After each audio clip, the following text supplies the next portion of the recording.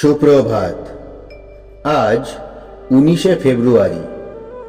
আজকের দিনে আমাদের প্রধান চিন্তা হোক, আমরা কখনো ধর্ম হইতে স্খলিত হইব না। নিষ্ঠার বলে অত্যুচ্চ বাধাকেও আমরা অতিক্রম করিতে পারিব। আজকের দিনের জন্য উপদেশ, আমাদের মনের যন্ত্র যদি ভগবানের সঙ্গে এক সুরে বাঁধা থাকে, যদি আমরা নিজেদের সুরক্ষিত করিয়া রাখি, তবে নিদারুণ দুর্ভাগ্যের মধ্যে পড়িয়াও আমরা দলিত না হইয়া চলিয়া যাই। আর মন যদি একভাবে সেই সুরে বাঁধা না থাকে, আর আমরা যদি সাবধান হইয়া না চলি, তবে পরম সৌভাগ্যের মধ্যেও আমরা বিপদে পড়িতে পারি।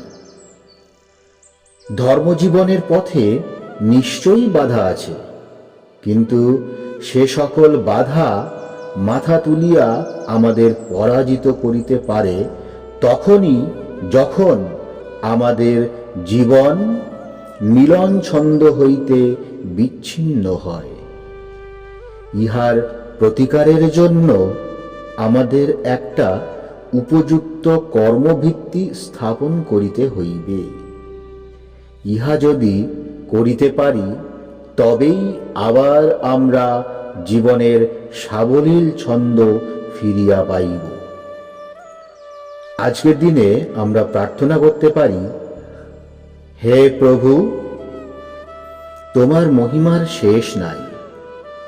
আমার মনকে মহৎ চিন্তায় পরিপূর্ণ করো। এই জীবনকে পবিত্র করো, শক্তি দান করো। আমি যেন দুঃখ বা হতাশায় অভিভূত না হই। প্রতি বাধা বিঘ্নের মধ্যে যেন আমি অটল হইয়া থাকিতে পারি।